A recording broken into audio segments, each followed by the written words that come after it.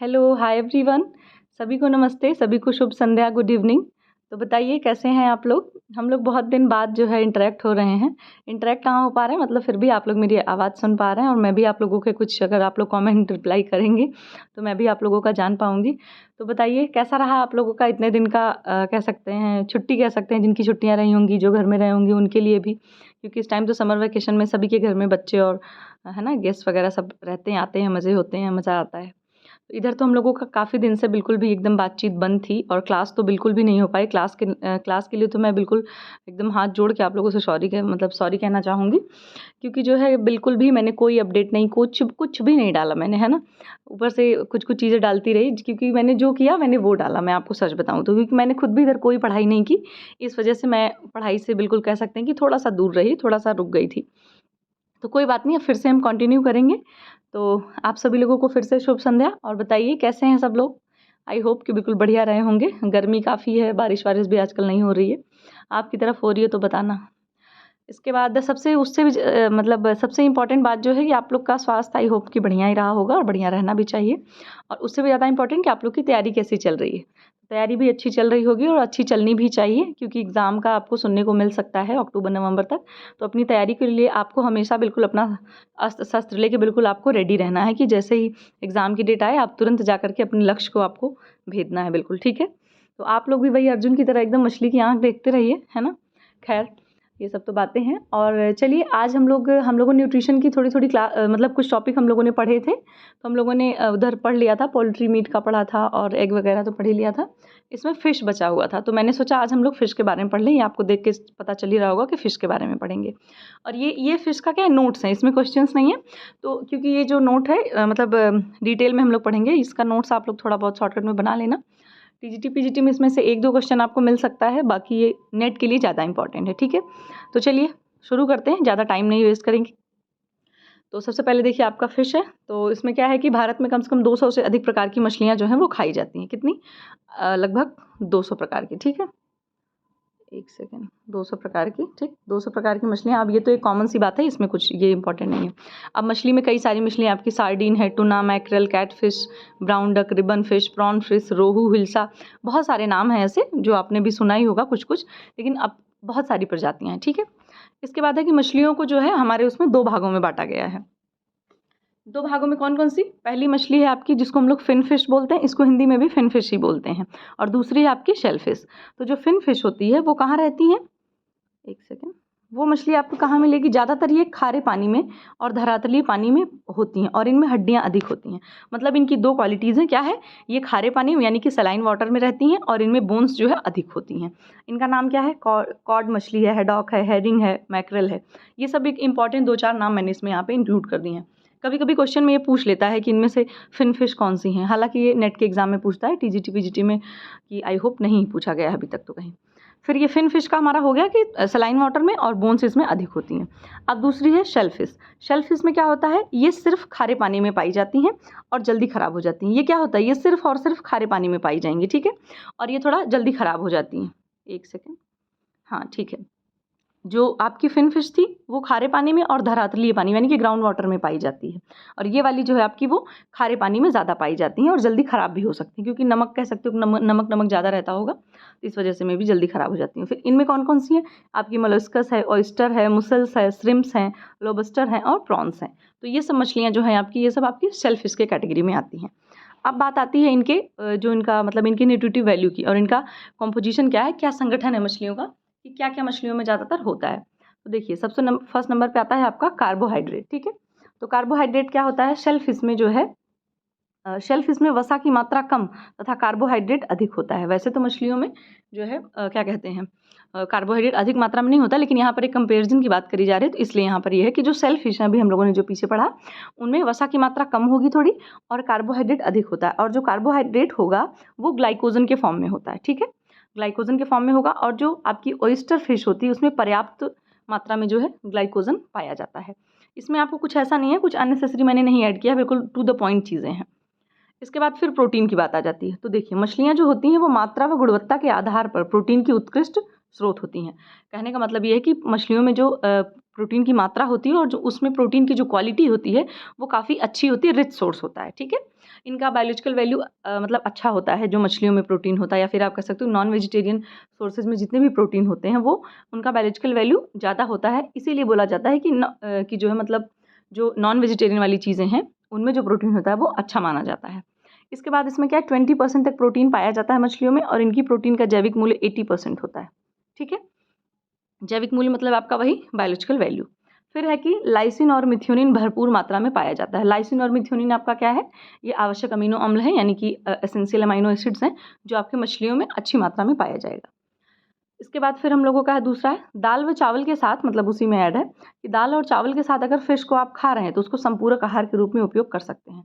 देखिए दाल और चावल को जब हम मिला लेते हैं तो और ज़्यादा मतलब प्रोटीन थोड़ा रिच प्रोटीन हो जाता है वो, ठीक है। बोलते हैं ना कि मिला करके खाने पे अच्छा माना जाता है और वो थोड़ा रिच सोर्स हो जाता है किसका, प्रोटीन का। तो वही कह रहे हैं कि दाल और चावल को अगर फिश के साथ मिला करके खाएंगे तो एक वो संपूरक आहार के रूप में उपयोग किया जा सकता है। फिर है फैट। तो मछलियों में देखिए फैट के मामले में मछलियाँ बहुत अच्छी मानी जाती हैं और उनमें बहुत अच्छा फैट होता भी है, क्योंकि उनमें क्या होता है अनसैचुरेटेड फैट होते हैं मछली के उसमें। अब आइए मछली में क्या होता है, वसा कम पाई जाती है। एक सेकेंड, हाँ मछली में क्या होगा, वसा कम पाई जाती है, लेकिन होता क्या है कि फिश की वसा में 40% सैचुरेटेड फैटी एसिड यानी कि SFA, 25% मूफा यानी कि मोनो अनसैचुरेटेड फैटी एसिड, व N3 25 और N6 10% होती है। N3 और N6 क्या आपका ओमेगा 3 और ओमेगा 6, ठीक है। अब देखिए ताजे पानी की जो मछलियाँ होती हैं उनमें आपका इकोसा पेंटाइनोइक एसिड यानी जिसको हम लोग शॉर्टकट में EPA बोलते हैं, और डोकोसा हेक्साइनोइक एसिड पाया जाता है किसमें, मछलियों में जो फ्रेश वाटर वाली मछलियाँ होती हैं। तो इसीलिए बोला जाता है कि जब भी मछली लें तो हमेशा फ्रेश वाटर वाली लें या फ्रेश मछलियाँ लें। और इसमें क्या होता है ओमेगा 3 होते हैं और ये प्रचुर मात्रा में पाए जाते हैं आपके, ठीक है। ओमेगा 3 आपका क्या है, पॉलीअनसैचुरेटेड फैटी एसिड है जो मछलियों में पाया जाता है, और जिनको मतलब हार्ट डिजीज़ है उनके लिए मतलब मछलियाँ बोलते हैं कि मछली अगर उनको दी जाए तो उससे मतलब थोड़ा सा कह सकते हैं कि बैड कोलेस्ट्रॉल वगैरह कम होता है, और मछली का तेल भी अच्छा माना जाए, मतलब मछली के तेल वाला लोग कैप्सूल भी खाते हैं, तो इट्स बेटर कि आप मछली ही खा लें। फिर नेक्स्ट है कि herring, salmon, tuna, sardine, mackerel और कैट फिश ओमेगा 3 के मतलब अच्छे स्रोत होते हैं। मतलब कि इतनी सारी जो मछलियाँ हैं आपकी, ये सब जो नाम दिए गए हैं ये सब ओमेगा 3 के उत्कृष्ट स्रोत हैं। अब आपसे टीजीटी पीजीटी में यही एक क्वेश्चन पूछा जा सकता है कि ये जो मछलियाँ हैं सार्डिन, टूना, मैकरल और कैट फिश, ये ओमेगा 3 की अच्छी स्रोत हैं या नहीं है, या किसके मतलब कौन से के ज़्यादा अच्छा स्रोत है इनका, यही सब। इसमें कोई इतना वो नहीं है, बाकी आप अपनी समझ बनाने के लिए इसको फटाफट देख सकते हैं। फिर जो सफ़ेद मछली होती है, सफ़ेद मतलब कि आपकी जो फिन फिश होती है, white fish, sorry fin fish नहीं, वाइट फिश जो होती है उसमें वसा जो होती है उनके लीवर में संग्रहित होती है और थोड़ी सी मांसपेशियों में भी उनके वसा होती है। फिर है मिनरल्स की बात। तो मिनरल्स में क्वेश्चन पूछे भी जाते हैं कि जो कैल्शियम का उत्तम स्रोत होती है, विशेष रूप से अस्थि सहित मछलियाँ। जो छोटी छोटी मछलियाँ होती हैं बिल्कुल ऐसे छोटी सी, जो आपने देखा होगा इस तरीके की होती हैं, छोटी सी बिल्कुल जो है, तो उनमें क्या होता है उसको पूरा लोग साबुत खा जाते हैं, पूरी खड़ी खड़ी छोटी छोटी रहती हैं उनको पूरा खा जाते हैं, और उनमें जो हड्डियाँ होती हैं काफ़ी सॉफ्ट होती हैं, तो इसीलिए बोल रहे हैं कि उनमें कैल्शियम काफ़ी अच्छी मात्रा में होगा, क्योंकि उसको लोग पूरा खा जाते हैं हड्डी वड्डी सहित। और बाकी किस चीज़ की अच्छी स्रोत होती हैं, आयरन, सेलेनियम, फ्लोराइड, इन सब चीज़ों का भी अच्छा स्रोत होता है।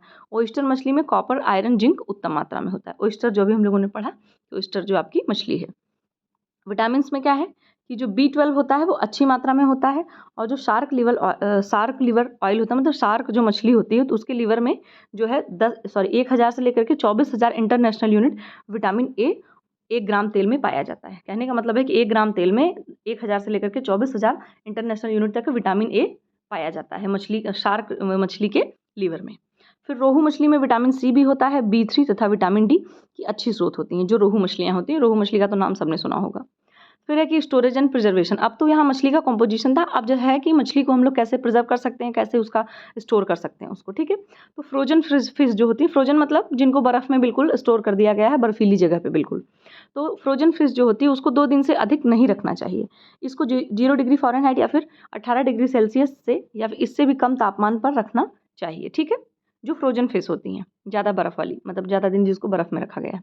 फिर है कि ताज़ी मछलियों को 0 डिग्री टेम्परेचर पर आइस क्यूब के साथ 1 सप्ताह तक सुरक्षित रखा जा सकता है।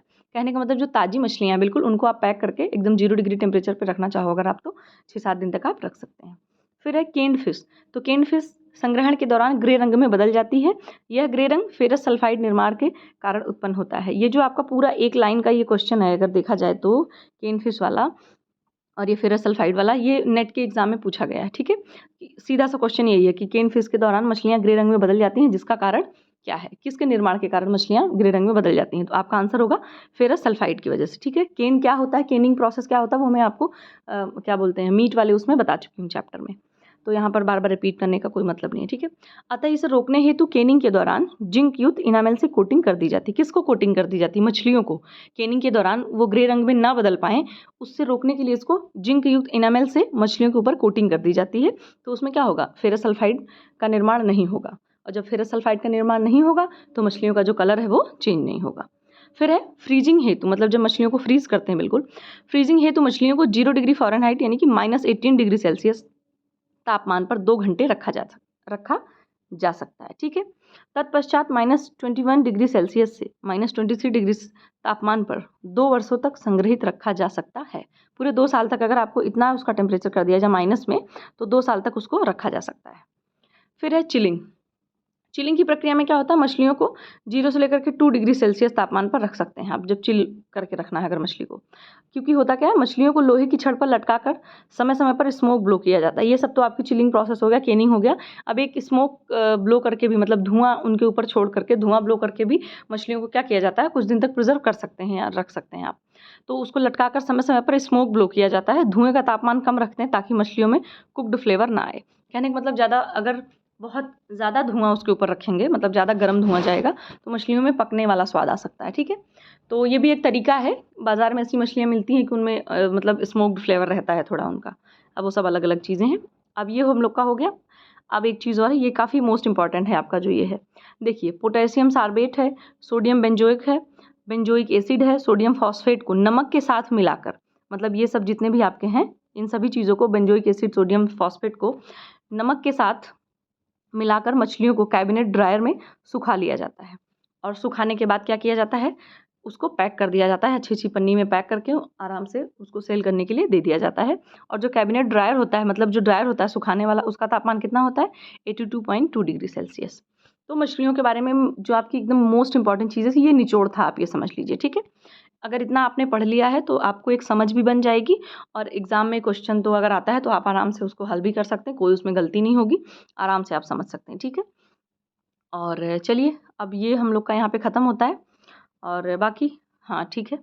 ये क्वेश्चन मुझे एक मिला है कि मछली को मस्तिष्क का भोजन कहा जाता है क्योंकि उच्च मात्रा में पाया जाता है। तो मस्तिष्क का भोजन बिल्कुल कहा जाता है। तो इसमें उच्च मात्रा में क्या पाया जाता है, इसका आंसर जो है मैं नहीं बताऊंगी, आप लोग बताना। ठीक है, आप लोग बताना, आप लोग जानते भी होंगे इसका आंसर, और थोड़ा सा कोशिश करिएगा कि ढूंढ के आपको पता चले। ठीक है, तो ये आपका होमवर्क रहेगा।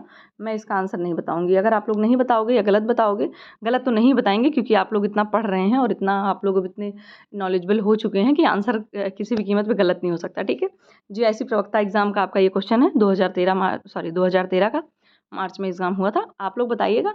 चलिए तब तक हम लोग करते हैं बाय बाय और करते हैं गुड नाइट। अब मैं कोशिश करूँगी कि हम लोग रोज़ जो है इस तरीके से कुछ ना कुछ थोड़ा डिस्कस करते हैं। देखिए पढ़ाई की कोई इतनी बात नहीं कि मैं आपको बहुत कुछ पढ़ा नहीं दूंगी, लेकिन फिर भी थोड़ा सा मुझे भी अच्छा लगता है कि आप लोग से थोड़ा बहुत ऐसी बातचीत और कुछ कुछ बता सकूं। मैं भी, मुझे भी बता के अच्छा ही लगता है।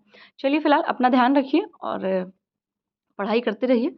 एग्ज़ाम की डेट का बिल्कुल भी आपको वेट नहीं करना है। ठीक है, क्योंकि आप वेट करेंगे तो फिर दिक्कत हो जाएगी, इसलिए हमेशा तैयार रहिए एकदम। हम किसी भी टाइम डेट आ जाए लेकिन आप रेडी रहिए। ठीक है, पढ़ाई को बिल्कुल मत रोकिए, चाहे आप बोर हो जाए, चाहे आप थोड़ा बहुत अगर आप बोर हो जाते हैं तो कुछ और चीज़ें कर लीजिए जिससे आप थोड़ा सा मोटिवेट हो जाइए। क्योंकि आप तो होम साइंस के स्टूडेंट हैं, आपको पता है कि जब आपको थोड़ा भी बोर फील हो, है ना, तो आपको क्या करना है, आपको कैसे अपने काम को करना है, कौन सा काम पहले कौन सा काम बाद में और किस तरीके से करना है, ये सब चीज़ें आप जानते हैं। तो चलिए मिलते हैं दूसरे वीडियो में दूसरे टॉपिक के साथ। तब तक आप लोग अपना ध्यान रखिए। Good night, bye bye, take care.